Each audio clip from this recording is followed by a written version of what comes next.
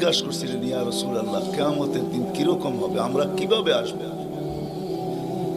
তো আম্মা জানকে আল্লাহ রসুল বলছিলেন যে হুফাতান ওরাতান, পায়ে হাইটা আসবে, উলঙ্গ আসবে।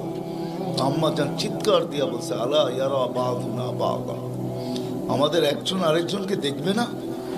আল্লাহ রসুল আম্মা জানের কোলে শোয়া ছিলেন, উঠা বসছেন, চেহারার রং পরিবর্তন হয়ে গেছে, আর বলছে, আয়েশা ইয়াউমুন আসির, আয়েশা বড় কঠিন দিন।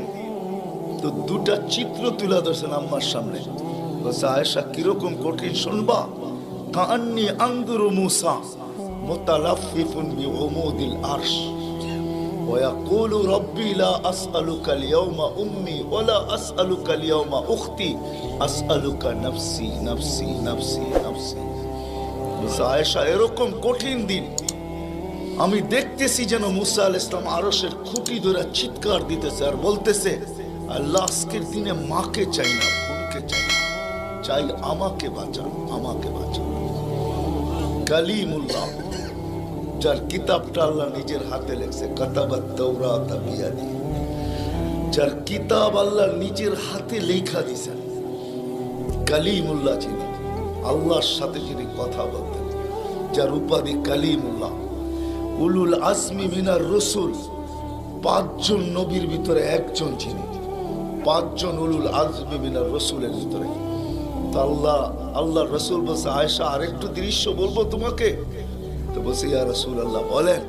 বলছে, ওয়া জিআ বিজাহান্নাম, জাহান্নামকে যখন আনা হবে 70,000 শিকল লাগানো হবে, প্রত্যেকটা করার সাথে 70,000 ফেরেশতা ধরবে।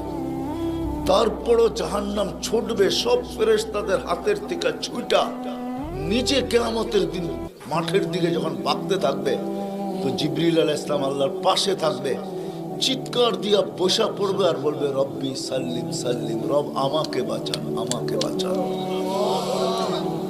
ওই দিন শুধু একজন ব্যক্তিত্ব, আপনার আমার রসূল মুহাম্মদুর রাসূলুল্লাহ সাল্লাল্লাহু আলাইহি ওয়াসাল্লাম শুধু উম্মতি উম্মতি বলে চিৎকার দিবে। আল্লাহ এটাই জবাব দিতেছেন, আনতা তাকুলু উম্মতি, আমি জানি আপনি উম্মতি বলে চিৎকার দিবেন, কেন এখানে শুধু ব্যথা উম্মতের, আর কোনো ব্যথা নেই, কোনো ব্যথা নাই, শুধু ব্যথা উম্মতের ব্যথা।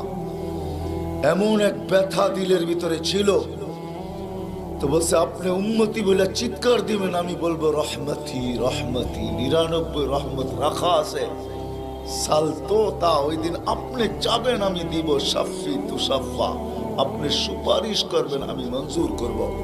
আরেক রিওয়ায়াতে আল্লাহ বন্ধুকে সান্ত্বনা দিয়েছেন, বন্ধু আনা মালিকি ইয়াউমিদ্দিন আনতা সাহিবা ইয়াউমিদ্দিন, আমি কিয়ামতের মালিক বটে কিন্তু বাদশা কিন্তু আপনি,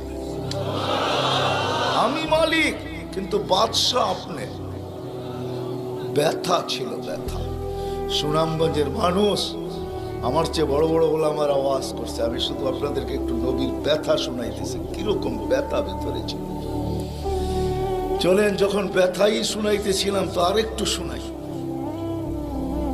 প্রথম সিংহায় ফুতে সব ধ্বংস হয়ে যাবে, এটাকে নফখাতুল উলা বলে, কিয়ামত যেটাকে বলে। দ্বিতীয়টাকে নফখাতুন নুশুর বলে, দ্বিতীয় সিংহা ফুতে সব আবার জন্ম হবে, সব পয়দা হবে।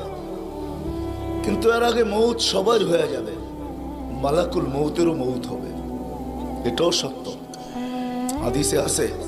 আমি অতদূর টানতে চাইতেছি না। সর্বশেষ যখন মালাকুল মৌত থাকবে, তা আল্লাহ জিজ্ঞেস করবে, মাম বাকিয়া ইয়া মালাকুল মৌত, কে বাকি?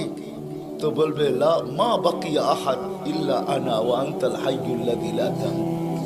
আকাশ জমিন আরশের নিচে কোথাও কোনো সৃষ্টি বাকি নাই, শুধু আমি একা বাকি আর আপনি। আল্লাহ জিজ্ঞাসা করবে, আইনা আনতা, তুমি কোথায়? তো বলবে, তাহতা আরশিক, আমি আপনার আরশের নিচে, উপরে তো না। আল্লাহ বলবে, মাদা তারাও, আরশের নিচে তাকায় দেখো তো কি দেখা যায়? তো উনি লেখা দেখবে, আজকেও আছে, ওই দিনও উনি দেখবেন, ইন্নী কাতাবতুল মৌত আলা মান তাহতা আরশি, আমার আরশের নিচে যে আছে তাকে মরতেই হবে।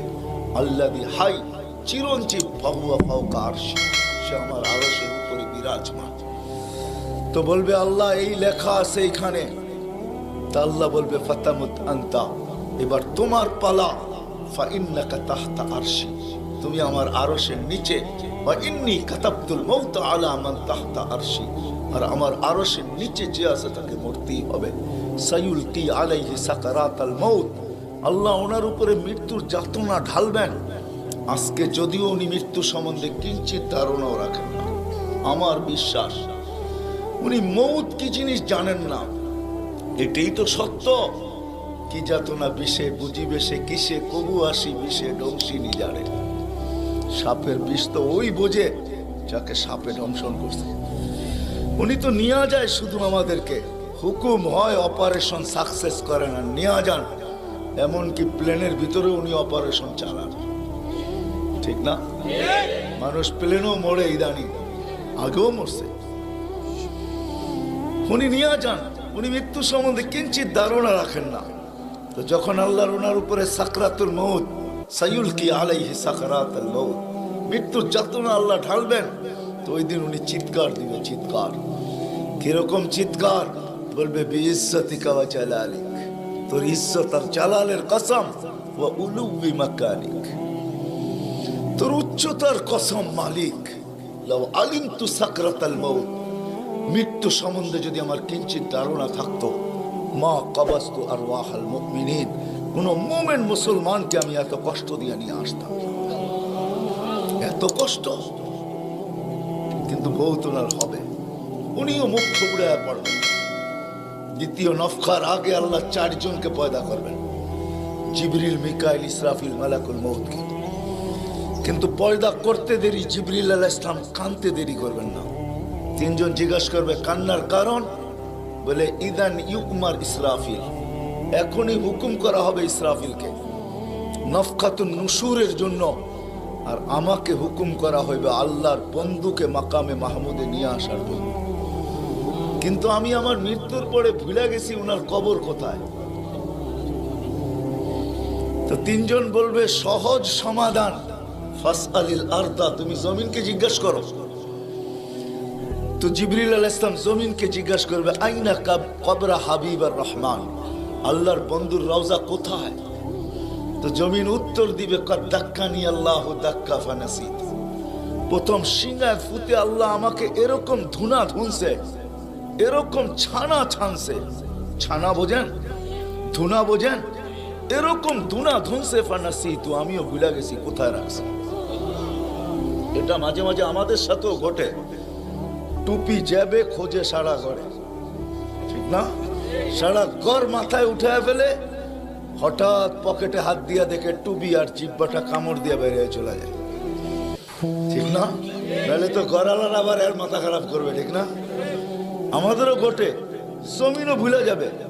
ওই দিন আল্লাহ রসুলের কবর থেকে নূর বাহির হবে, নূর নূর নূর নূর হাত্তা ইয়াসাদ আরশার রহমান, আল্লাহর আরশ পর্যন্ত পৌঁছবে। আজকে বাহির হয় না, আজকে বাহির হলে দুনিয়া দুনিয়া থাকবে না, শেষ। আজকে সুযোগ নাই, ওই দিন বাহির হয়। জিবরিল আলাইহিস সালামকে হুকুম করা হবে নিয়ে আসো মাকামে মাহমুদে, নিয়ে আস, যাবে। পরেরটা হইল সুনামগঞ্জের মানুষ বুচার, যদি